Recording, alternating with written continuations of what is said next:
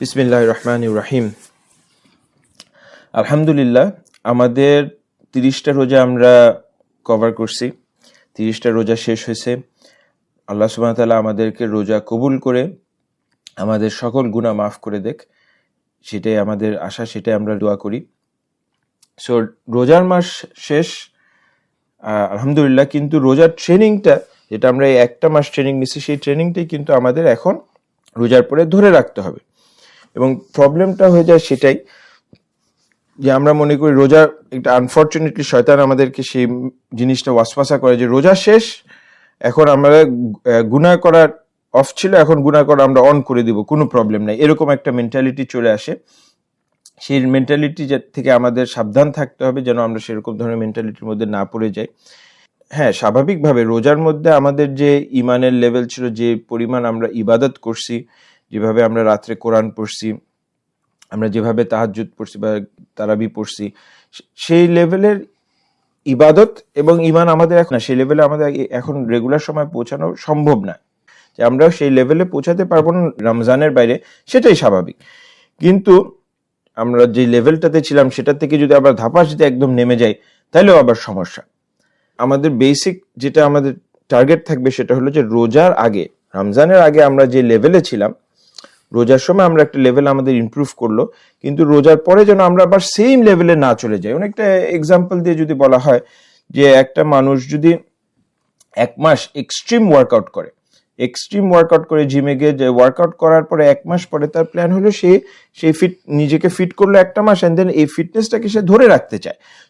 সে যদি ধরে রাখতে চায়, তো 1 মাস জিমের পরে এক্সট্রিম ওয়ার্কআউটের পরে তার বেসিক কিছু তো ওয়ার্কআউট করতে হবে নিজেকে ফিট রাখার জন্য।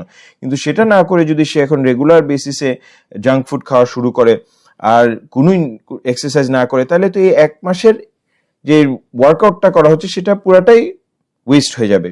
তো আমাদের দিনের ব্যাপারেও তাই, যে আমরা রোজার সময় যে পজিশনে, রোজার আগে যে পজিশনে ছিলাম, রোজার সময় আমাদের একটা ইমানের বুস্ট হয়, এন্ড দেন রোজার পরে আমরা সেই বুস্টটাকে ধরে রাখতে চাই, একই লেভেলে না হলেও ধরে রাখতে চাই। এবং আমাদের দিনে কনসিস্টেন্সি খুবই ইম্পর্টেন্ট, আমাদের যে কোনো জিনিস রেগুলারলি করা খুবই ইম্পর্টেন্ট। নবী সাল্লাল্লাহু আলাইহি ওয়াসাল্লামকে জিজ্ঞেস করা হয়েছে যে আল্লাহর কাছে সবচেয়ে পছন্দ প্রিয় আমল কি? তো তখন নবী সাল্লাল্লাহু আলাইহি ওয়াসাল্লাম বলছেন যে আমল সব সময় করা হয়, নিয়মিত করা হয়, যদিও অল্প হয়, এরপর নিয়মিত করাটা, যে আমল করা হয় সেটা আল্লাহ সুবহানাহু ওয়া তাআলার কাছে পছন্দ। রেগুলার কনসিস্টেন্ট আমল, ছোট হতে পারে কিন্তু রেগুলার কনসিস্টেন্ট আমল, দিস ইজ ভেরি ইম্পর্টেন্ট। যে আমরা যে আমলটাই করি যেন আমরা যদি রেগুলার করে যাই, সেটার ভ্যালু অনেক বেশি। নবী সাল্লাল্লাহু আলাইহি ওয়াসাল্লাম তখন আরো বলে যে তোমাদের যে ক্যাপাসিটি, সেই ক্যাপাসিটির বেশি তোমরা কাজ নিজের উপর নিও না। তোমরা যদি ক্যাপাসিটির বেশি কাজ তোমরা নিজের উপরে নেও, তাহলে তোমরা এটা ধরে রাখতে পারবে না। এবং আরেকটা হাদিসে বলছে যে আল্লাহ দিতে দিতে টায়ার্ড হবে না, কিন্তু আমরা ইবাদত করতে করতে টায়ার্ড হয়ে যাব যদি আমাদের ক্যাপাসিটির বেশি আমরা করি। তাহলে আমাদের ক্যাপাসিটির ভিতরে আমাদের ইবাদত করতে হবে, এন্ড যেটা আমি কনসিস্টেন্টলি করে যাব, অল্প হলেও সেটা আমরা রেগুলার বেসিসে করে যাব, সেটা আল্লাহর কাছে সবচেয়ে বেশি প্রিয়। আল্লাহ সুবহানাহু ওয়া তাআলা কোরআন শরীফে বলতেছেন, জান্নাতে যারা যাচ্ছেন তারা জান্নাত ইনহেরিট করছেন because what they use to do, বলেন নাই হোয়াট দে ডিড, ওরা এই জিনিসটা করছে এর জন্য জান্নাতে গেছে না, বলছে যে তারা যে জিনিসটা কনসিস্টেন্টলি করে আসছে, সব সময় করে আসছে, সেটার জন্য তারা জান্নাতকে ইনহেরিট করছেন। নামাজের ব্যাপারে বলছেন যে যারা নামাজ পড়ছে, কনস্ট্যান্টলি নামাজ পড়ে গেছে, জাস্ট একবার নামাজ পড়ছে, রোজার মাসে 30 দিন নামাজ পড়ছে, এরপর নামাজ পড়ে নাই, জুম্মা খালি নামাজ পড়ছে, বাকি সময় no, it is a consistent নামাজ পড়তে হবে। সো 1 মাস আমরা করব, এরপর আমরা একেবারে ইনকনসিস্টেন্ট লেভেলে চলে যাব, সেটা হলে হবে না। সো ফার্স্ট থিং হলো আমাদের গোল সেট করতে হবে। প্রত্যেকটা জিনিসের প্ল্যান করা দরকার। রোজার আগে যেরকম আমরা প্ল্যান করছি, রোজার পরে আমাদের আবার প্ল্যান করা দরকার, because if we do not plan, we are planning to fail. So আমাদের রোজার পরে আমাদের আবার প্ল্যান করতে হবে, আবার একটা টার্গেট সেট করতে হবে, শর্ট টার্ম লং টার্ম, যে আমরা রোজার জিনিসটাকে কিভাবে ধরে রাখতে হবে, সেটা নিয়ে আজকের বেসিক্যালি এই শর্ট ডিসকাশনটা। এবং এগেইন এই ডিসকাশনের উদ্দেশ্য হলো আমি আমার নিজের সিচুয়েশন বুঝা, আমার নিজেকে ইমপ্রুভ করা, আমার নিজেকে একটা লেভেলে ধরে রাখা, অন্য কাউকে এটা দিয়ে জাজ করা না, অন্য কে কি আছে তা নিয়ে আমি কোনো বদার না। আমরা নিজেকে নিয়ে খালি ইয়া নাফসি নিজেকে নিয়ে বদার হওয়া উচিত যে আমি আমার পজিশনকে কিভাবে ইমপ্রুভ করব। সো আমি কয়েকটা গ্রাফ তুলে ধরতে চাই। সো আমরা এই ফার্স্ট গ্রাফের মধ্যে যেটা, যে এখানে আমি কয়েকটা লাইন ক্রিয়েট করছি, যে একেবারে নিচের লাইনটা হলো যে এটার নিচে কেউ চলে গেলে হলো কুফর আর মুসলমান থাকতেছে না। মাঝখানে যে ব্লু লাইনটা সেটা হলো আমাদের মিনিমাম লেভেল। মিনিমাম লেভেল বলতে মিন করতেছি হলো যে আমরা আমাদের ফার্দ আমরা ফুলফিল করতেছি অ্যান্ড আমরা কবিরা গুনাহ থেকে নিজেদেরকে বিরত রাখতেছি, সেটা হলো মিনিমাম লেভেল। সেই কারণে এটা মিনিমাম লেভেল যে কবিরা গুনাহ যদি কেউ করে থাকে, সেইটা স্কলারসরা বলে যে কেউ যদি মাফ না চায়, অবশ্যই আল্লাহ মাফ, যাকে ইচ্ছা আল্লাহ মাফ করে দিতে পারে, কিন্তু জেনারেল সিচুয়েশন কেউ যদি কবিরা গুনাহ করে, তার মানে আমাদের এখানে যে আমরা মিনিমাম লেভেলটা সেট করতেছি, অথবা কেউ ফার্দ মিস করে, সেটার জন্য কেউ যদি তবা না করে, তবা করলে আল্লাহ যে কোনো গুনাহ মাফ করে দেন। সো সেটা যদি না করে, সেটার জন্য তার শাস্তি পেতে হবে, আল্লাহ যদি মাফ না করে দেয়। আল্লাহ যদি যে কোনো জিনিস আল্লাহ মাফ করে দিতে পারে, কিন্তু ইন ডিফল্ট স্টেট আল্লাহ যদি মাফ না করে, কেউ কবিরা গুনাহ যদি করে, কেউ যদি ফার্দ মিস করে, সেটার জন্য তার শাস্তি পেতে হবে, সে যদি তওবা না করে। সেই জন্য মিনিমাম লেভেলটা আমাদের সেট করা খুব প্রয়োজন। মিনিমাম লেভেলটা আমাদের সবসময় ইনশিওর করা is important. And then brown যে লাইনটা, সেটা হলো আমাদের টার্গেট লাইন। প্রত্যেকটা মানুষের একটা টার্গেট থাকবে, সেই টার্গেট লাইনটা আমরা অ্যাচিভ করতে চাই, সেটা হলো আমাদের টার্গেট লাইন। আল্লাহ সুবহানাহু ওয়া তাআলা যেটা সূরা ইমরানে বলছে, আয়াত নাম্বার 135-এ আল্লাহ বলছেন যে যারা ফায়সা কাজ করলো, যারা কোনো গুনার কাজ করলো, ফায়সা কাজ করলো, করে ফেলার পরে তারা তারা নিজের প্রতি কোনো জুলুম করলো, তারা কোনো ফায়সা কাজ করলো অথবা নিজের উপরে কোনো জুলুম করলো, মানে নিজে গুনাহ করলো, তখন আল্লাহকে স্মরণ করতে বলছে, আল্লাহকে স্মরণ করতে বলছে এবং নিজের গুনার জন্য ইস্তেগফার করতে বলছে। তার মানে হলো ক্ষমা চাইতে হবে, আল্লাহর কাছে মাফ চাইতে হবে। সো এনি টাইম আমরা গুনাহ করছি, আল্লাহ বলছে তুমি এনি টাইম তুমি গুনাহ করছো, ফায়সা কাজ করছো অথবা নিজের উপরে জুলুম করতেছো, তুমি আল্লাহর কাছে মাফ চাও। আল্লাহ ছাড়া আর কে গুনাহ মাফ করবে? সুবহানাল্লাহ, আল্লাহ ছাড়া আর কে গুনাহ মাফ করবে? আল্লাহ সুবহানাহু ওয়া তাআলা বলতেছেন।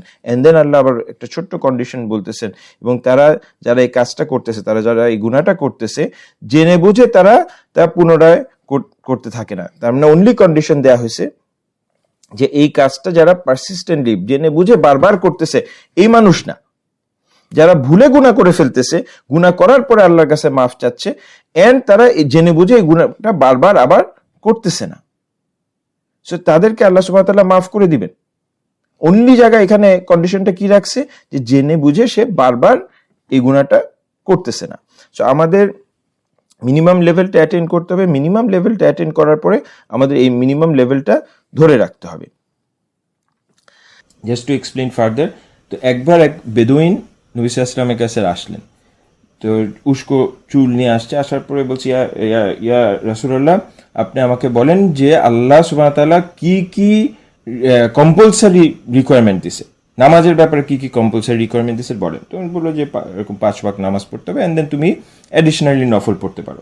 এরপর রোজার ব্যাপারে বললেন, যাকাতের ব্যাপারে বললেন, তো সব শুনলো। শোনার পরে বলল যে বাই আল্লাহ's অনার, আমি একটা নফলও পড়বো না, কিন্তু আমাকে যে মিনিমামটা বলা হয়েছে, যে মিনিমাম কম্পালসারি লেভেল যেটা বলা হয়েছে, সেটা আমি ফুলফিল করব, সেটাতে আমি একটু করব না, কম্প্রোমাইজ করব না, আমি ওইটাতে একটু ডিক্রিজ করব না। আমাকে যেটা ফার্ট বলা হয়েছে সেই ফার্টটা আমি করবো, কিন্তু আমি কোনো নফল করতে পারবো না।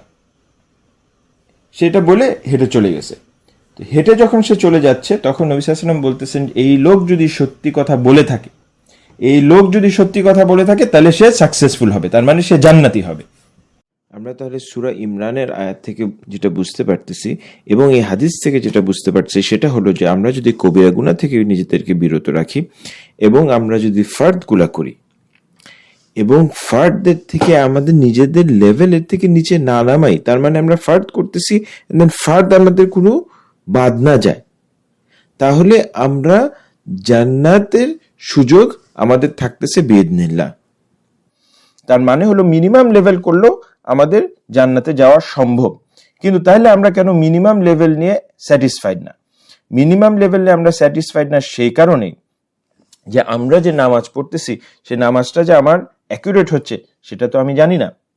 কিয়ামতের দিন যখন আমাদের নামাজ যদি কোনো প্রবলেমেটিক থাকে, যে নামাজটা ঠিক মতো হয় না, তখন আমাদের নফল নামাজের জন্য দেখা হবে, সুন্নাহ নামাজের জন্য দেখা হবে। সে কারণে আমাদের সুন্নাহ নফল নামাজ করাটা প্রয়োজন। যদি রোজাতে কোনো সমস্যা থাকে তখন আমরা যে নফল রোজা করছি সেই রোজা দিয়ে সেগুলা কভার হবে। সেটা হলো 1 নম্বর পয়েন্ট। 2 নম্বর পয়েন্ট হলো যে দুনিয়াতে আমরা কিন্তু মিনিমাম নিয়ে কখনোই স্যাটিসফাইড না। আমাদের বেঁচে থাকার জন্য কি প্রয়োজন? একটা কুঁড়ে ঘর থাকলে যথেষ্ট, মাথার উপরে শেল্টার আছে, 2 বেলা কোনো মতো একটা খাওয়া জুটলেই আমাদের জন্য যথেষ্ট, গায়ে একটা কাপড় থাকলেই হোক, একটা ছালা পেঁচানো হোক বা কাপড় হোক, একটা কাপড় থাকলেই আমাদের জন্য যথেষ্ট। কিন্তু সেই মিনিমাম লেভেল নিয়ে তো আমরা কখনো স্যাটিসফাইড না। দুনিয়াতে যদি আমরা মিনিমাম লেভেল নিয়ে স্যাটিসফাইড না থাকি, আমরা কেন কিয়ামতের দিন যেটা আমাদের চিরকাল যেখানে আমরা থাকবো সেটাতে কেন আমরা মিনিমাম লেভেল নিয়ে স্যাটিসফাইড থাকবো? সেটা 2 নম্বর।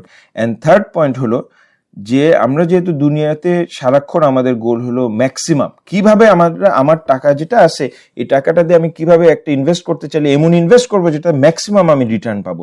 সো দুনিয়াতে যদি আমি ম্যাক্সিমাম রিটার্ন আমি এক্সপেক্ট করি, তাহলে আমি কিয়ামতের দিনে কেন ম্যাক্সিমাম চেষ্টা করব না? এবং আমি নিজেকে সবসময় বলি এবং মানুষকেও বলি সবসময় যে দুনিয়াতে কেউ চাইলে বিল গেটস হইতে পারবে না। কেউ যদি চায় যতই সে চেষ্টা করুক সে দুনিয়ার সবচেয়ে ধনী লোক হতে পারবে না, অথবা বিলিয়নিয়ার হতে পারবে না। আল্লাহ যদি তার রিজিক লিখে না রাখে সে তার পক্ষে সেটা সম্ভব না।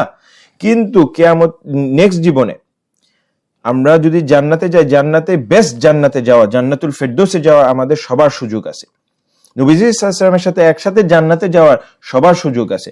নবীজি সাল্লাল্লাহু আলাইহি ওয়াসাল্লামের সাথে একই জান্নাতে একই এরিয়াতে থাকার আমাদের সবার সুযোগ আছে। কে সুযোগ নিচ্ছে কে সুযোগ নিচ্ছে না এটা শুধু আমার উপরে ডিপেন্ড করে। আমি যদি এইটা না অ্যাভেল করতে পারি, তার মানে হলো আমি এই সুযোগের সদ্ব্যবহার করি নাই, আমি চেষ্টা করি নাই। যদি দোষ দিতে হয় কাউকে, দোষ শুধু একমাত্র আমার, আমি এক্সট্রা ট্রাই করি নাই, আমি আমার 100% দিই নাই। তো এত বড় সুযোগ দিয়ে রাখছে আল্লাহ সুবহানাহু ওয়া তাআলা আমাদেরকে সেখানে বেস্ট অফ দ্য বেস্টের সাথে থাকতে, নবীদের সাথে সেখানে থাকতে, আউলিয়াদের সাথে সেখানে থাকতে, আল্লাহর আরশের নিচে আমাদেরকে থাকার সুযোগ দিচ্ছেন। সেই সুযোগের আমাদের ম্যাক্সিমাম এফোর্ট করতে হবে যেন আমরা সেটা অ্যাটেন্ড করতে পারি। এবং সেই ম্যাক্সিমাম এফোর্টটা কিভাবে হবে? মিনিমাম করব আমরা, মিনিমাম করার পরে আমরা নফল করব, সুন্নাহ করব, করে করে আমাদের নিজেদেরকে লেভেল উপরে উঠাবো, সো দ্যাট আমরা এরকম ম্যাক্সিমাম অ্যাচিভ করতে পারি। এইগুলো হলো আমাদের কয়েকটা পয়েন্ট যে কারণে আমরা মিনিমাম নিয়ে স্যাটিসফাইড না। তো আমি নেক্সট স্লাইডটাতে যাচ্ছি। সো নেক্সট স্লাইডে যদি আমরা দেখি, সো নেক্সট স্লাইডটা হলো একটা case scenario. First case scenario যেখানে যে রোজার আগে আমরা যে সিচুয়েশন ছিল মিনিমাম লেভেলের নিচে ছিল, ফার্ড মিস হচ্ছিল কিছু, অথবা কবিরা গুনাহ হচ্ছিল, এন্ড রোজার মধ্যে আমার লেভেল ইমপ্রুভ হয়ে গেল, নামাজ আউয়াল ওয়াক্তে পড়তেছি, কোনো কিছু মিস হচ্ছে না। রোজা শেষ হয়ে গেল, আমি আবার আগের জায়গাতে ফিরে চলে গেলাম, যে আবার আমি যে রোজার আগে যে সিচুয়েশন ছিলাম রোজার পরেও আমার একই সিচুয়েশন থাকতেছে। আমার ইমানের সিচুয়েশনও সেম, আমার আমলের সিচুয়েশনও সেম। যদি এই সিচুয়েশন হয়ে থাকে তাহলে এটা খুব ভয়ঙ্কর সিচুয়েশন, যে আমার নিজের কোনো ইমপ্রুভমেন্ট আসে নাই, সেটা খুব চিন্তার বিষয়। এবং অনেক স্কলার্সরা বলে যে যদি তাই হয়ে থাকে যে রোজা আসলো, রোজা চলে গেল, কিন্তু রোজার পরে আমি নিজের কোনো ইমপ্রুভমেন্ট দেখতেছি না, রোজার আগে যে পজিশনে ছিলাম রোজার পরেও আমি একই পজিশনে আসি, তার মানে আমার রোজার মধ্যে কোনো গন্ডগোল ছিল। আমাদের যেন আমরা রোজার আগে যে পজিশনে ছিলাম আমরা ঘুরে ফিরে যেন আবার সেম পজিশনে না চলে আসি। পার্টিকুলারলি যদি আমার পজিশন থাকে, আমার লেভেল থাকে মিনিমামের নিচে, তার মানে আমি কোনো কবিরা গুনাহ করতেছি রেগুলার বেসিসে, অথবা আমি কোনো ফার্দ মিস করতেছি রেগুলার বেসিসে। আমরা যেন এই পজিশনে না থাকি, এই সিচুয়েশনে আমরা না থাকি। আমাদের চেষ্টা করতে হবে এই সিচুয়েশন যেন আমরা কোনো মতেই না থাকি। এটা হলো কেস নাম্বার 1। কেস নাম্বার 2 যেটা, সেটা হলো যে রোজার আগে আমরা একটা লেভেলে ছিলাম যেটা মিনিমাম লেভেলের নিচে হতে পারে। রোজার সময় আমরা লেভেল আমাদের অনেক উপরে উঠলো, রোজার পরে সেটা ডিপ ডাউন করে গেল, কিন্তু ডিপ ডাউন করে একেবারে আবার মিনিমামের কাছাকাছি চলে আসলো। এটা অ্যাকসেপ্টেবল লেভেল, বিকজ আমি নিজেকে ইমপ্রুভ করছি এবং আমি মিনিমামের উপরে রাখছি, কিন্তু আমার পজিশনটা এমন যে আমি বারবার মিনিমামের কাছে চলে আসতেছি। তো এটা অ্যাকসেপ্টেবল লেভেল, কিন্তু এই অ্যাকসেপ্টেবল লেভেলের থেকে আমরা আরো বেটার করতে পারি। এখন মিনিমাম লেভেলের কথা আমি বারবার বলতেছি, তো মিনিমাম লেভেলের মধ্যে যেটা সবচেয়ে ইম্পর্টেন্ট সেটা হলো 5 ওয়াক্ত নামাজ পড়াটা। 5 ওয়াক্ত টাইমলি নামাজ পড়াটা হলো সবচেয়ে ইম্পর্টেন্ট, এবং সেটা যদি আমরা না করে থাকি তাহলে সেটা ফার্স্টে আমাদেরকে কভার করতেই হবে। 5 ওয়াক্ত নামাজ পড়া আউয়াল ওয়াক্তে ছাড়া আর আমাদের কোনো অপশনই নাই। বিকজ নবী সাল্লাল্লাহু আলাইহি ওয়াসাল্লাম বলছেন যে একটা মানুষের ভিতরে কুফর এন্ড ইমানের মধ্যে পার্থক্য হলো অতটুকুই যে নামাজ ছেড়ে দিল। সো নামাজ অসম্ভব ইম্পর্টেন্ট। এই মিনিমাম লেভেলটা অ্যাটেন্ড করার জন্য নামাজ ইজ এক্সট্রিমলি ইম্পর্টেন্ট। বাকি কবিরা গুনাহ এবং অন্যান্য জিনিস অবশ্যই আছে, কিন্তু আমি নামাজটার ব্যাপারে পার্টিকুলারলি স্ট্রেস করতেছি। এবং থার্ড কেসটা হলো যেটা আমাদের টার্গেট হওয়া উচিত, সেটা হলো যে আমরা নিজেদেরকে মিনিমাম লেভেল থেকে অনেক উপরে উঠানোর পরে আবার রোজার পরে আমরা ন্যাচারালি আমরা ডিপ ডাউন করতেছি, কিন্তু আমরা লোয়েস্ট পয়েন্ট যেটা আমার লাইফে আসতেছে সেই লোয়েস্ট পয়েন্টটা মিনিমাম পয়েন্ট আমি একটা সেট করে নিতেছি। এটা নর্মাল মিনিমাম পয়েন্টের উপরে যে আমি একটা সেট করে নিচ্ছি, এর নিচে যেন আমার ইমানের লেভেল, এর নিচে যেন আমার আমলের লেভেল কখনোই না যায়। তার মানে কি? তার মানে হলো যে আমি রোজাতে তাহাজ্জুদ পড়তাম, আমি রোজার পরে এক্সাম্পল হিসাবে বলছি যে রোজার পরে আমি প্ল্যান করলাম যে ঠিক আছে আমি প্রতিদিন 2 রাকাত হলেও তাহাজ্জুদ পড়ব। যদি আমার ঘুমাতে চলে যাচ্ছে, আমার ঘুম আসছে, টায়ার্ড আজকে, ঘুমাতে যাওয়ার আগে অ্যাটলিস্ট আমি 2 রাকাত কিয়ামুল লাইল পড়ে ঘুমাইলাম, কিন্তু আমি 2 রাকাত নামাজ রেগুলার পড়ব। অথবা যে আমি কোরআন শরীফ রোজার সময় অনেক পড়তাম, কিন্তু রোজার পরে আমি 1 পাতা হলেও ডেইলি পড়ব, অথবা 2 পাতা হলেও আমি ডেইলি পড়ব, এবং ডেইলি আমি 1 পাতা চেষ্টা করব, কোনো মতে আমি 1 পাতার নিচে যাব না। অথবা আমি বললাম যে আমি প্ল্যান করলাম এই রোজার পরে আমি আগে 33 বার করে নামাজের পরে সুবহানাল্লাহ আলহামদুলিল্লাহ আল্লাহু আকবার পড়তাম না, আমি এখন রেগুলার এই 33 বার করে আমি এটা পড়বো, এন্ড এটা আমি সব সময় পড়বো, সব ফরজ নামাজের পরে আমি পড়বো। অথবা আমি সুন্নতে মুআক্কাদার নামাজগুলো পড়তেছি না, রোজার পরে আমি এই সুন্নতে মুআক্কাদার নামাজগুলো ধরে রাখবো। যে কোনো আমল হোক না কেন, ছোট হোক বড় হোক, আমরা সেটাকে প্ল্যান করবো যে আমল আমরা রোজার মধ্যে করে আসছি, সেই আমলের মধ্যে কোনো একটা আমল আমরা ধরে রাখতে চাই, এন্ড সেই আমলটাকে আমরা কন্টিনিউয়াসলি করে যেতে চাই। ডাজন্ট ম্যাটার হোয়াট, ছোট্ট আমল হতে পারে। যদি আমার জন্য 1 পাতা পড়া সম্ভব না হয়, মেবি আমি 1 লাইন পড়লাম, তাও আমি কনসিস্টেন্টলি আমার মিনিমাম লেভেলটা আমি সেট করবো হলো 0 লাইন অফ কোরআন না, 1 লাইন অফ কোরআন। এরপরে আমি আরো বেশি ট্রাই করবো, কিন্তু 1 লাইনের নিচে যেন আমি না যাই। এভাবে করে আমাদের কিছু মিনিমাম আমাদের সেট করতে হবে, যেটা রেগুলার মিনিমামের উপরে, আমার টার্গেট মিনিমাম এটা। এবং প্রত্যেক রোজাতে আমরা যদি এরকম করে নিজেদেরকে একটু একটু একটু করে ইমপ্রুভ করতে পারি, যে আমি 1 রোজাতে প্ল্যান করলাম যে ঠিক আছে রোজার পরে আমি এই জিনিসটা ধরে রাখলাম, 33 বার করে সুবহানাল্লাহ পড়লাম। এরপরের রোজাতে আসার পর আমি প্ল্যান করলাম যে ঠিক আছে আমি সুন্নতে মুআক্কাদাগুলা কন্টিনিউ করে যাব।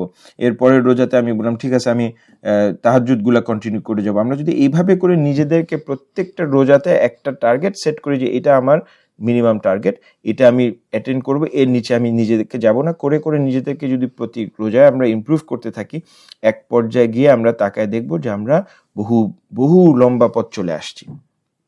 ছোট ছোট ইম্পর্টেন্ট জিনিস যেটা হলো যে আমাদের ছোট স্টেপস নিতে হবে, এমন স্টেপস নিতে হবে যেটা আমরা পারবো। হ্যাঁ, গুড ডেজ আমরা বেশি করব, কিন্তু ব্যাড ডেজে যেন আমার মিনিমাম লেভেলটা আমি অ্যাটেন্ড করতে পারি।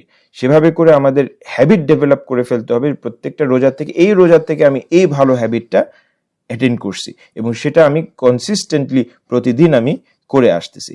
লাইফটা আমাদের ম্যারাথন, এই ম্যারাথনে আমাদের রেগুলার সেলফ ইমপ্রুভমেন্ট করে যেতে হবে, সেটাই হলো ইম্পর্টেন্ট।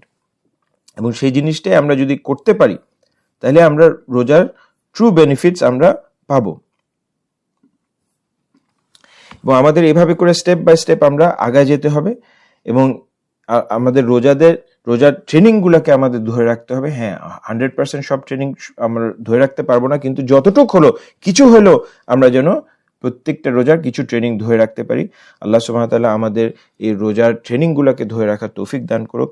আমাদেরকে আল্লাহ সুবহানাহু ওয়া তাআলার মুত্তাকি বানাক। আমাদের রোজাকে একসেপ্ট করে, রোজার নামাজকে একসেপ্ট করে, রোজার সময় যে আমরা সেজদা করছি সেই সেজদা একসেপ্ট করে, সব দোয়া একসেপ্ট করে, আমাদেরকে সকল ধরনের ইবাদত একসেপ্ট করে আমাদেরকে জান্নাতুল ফিরদৌস দান করুক। সেটা বলে শেষ করছি। বারিকা নবী আলা মুহাম্মদ। সুবহানাল্লাহি ওয়া বিহামদি, আস্তাগফিরুল্লাহ ওয়া আতুবু ইলাইহি।